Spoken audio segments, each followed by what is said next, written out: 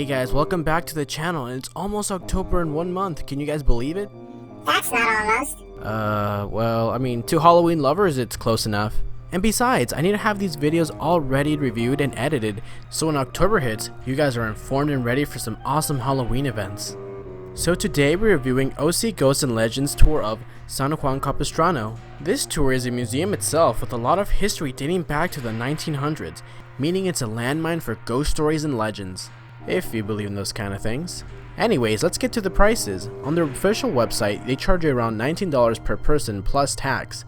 Before this video starts, I have to apologize to you guys because the footage is going to be really dark and it might be a little too grainy, and that's because most of the places that we toured, it was really dark, there was no light, and I really would love to, make it more cinematic for you guys, but I have to keep in mind that this is for other people's experience as well, not just myself, so I have to be very considerate and have to carry really small stuff just to not ruin the whole experience for other people as well.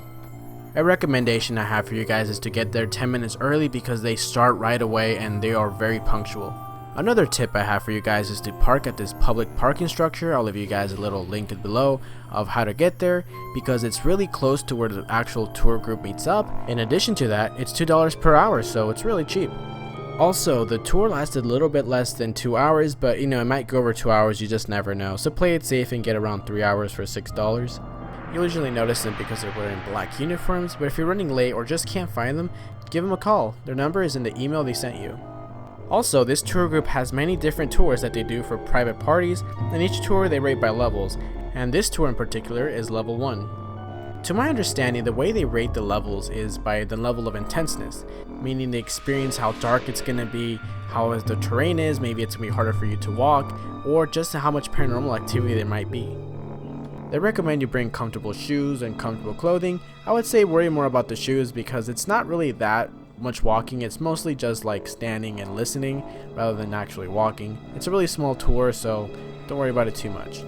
So I'm gonna have to be honest with you guys, this tour gives me mixed feelings.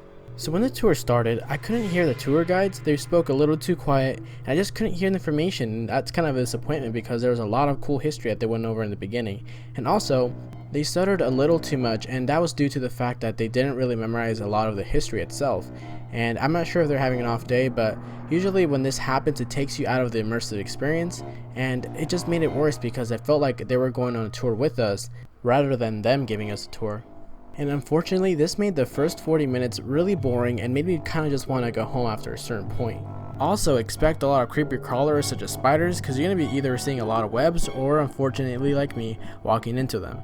So I'd suggest walking behind the tour guides because they're very considerate and will try their best to help you avoid any webs. Now towards the half of the tour it really picked up. The voices became more confident, they started to tell history and entertain us at the same time, and after that they got their whole group's undivided attention. One of my favorite parts of that night when they took out this device that picks up voices that aren't audible to the human ear. Whether it was real or not, I'm not entirely sure, but I saw most of the group having a good time and I had a good time, so whether it was real or not, it's still pretty entertaining. Towards the end of the tour, it just started getting more entertaining. I remember not wanting it to end, and the crowd was very intrigued, and there were so many people asking questions, being more interactive, and the tour guides started telling personal experiences, and this is exactly what I came here for. And with that, the tour ended on a positive note. Overall, I had a lot of fun, and it made me more interested in a deep history of San Juan Capistrano. However, I can't confidently recommend this tour for 3 simple reasons. The quality is inconsistent, the tour guides aren't as entertaining or informative as they should be, and due to the quality of the tour, I felt kinda indifferent and just not creeped out at all.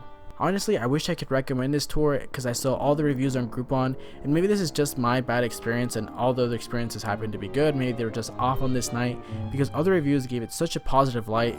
However, that just wasn't my experience. Also, for those who actually went to the tour, let me know down in the comments how your experience was. Maybe it was better than mine, or maybe you guys had the same experience I did. Anyways guys, see you guys next time.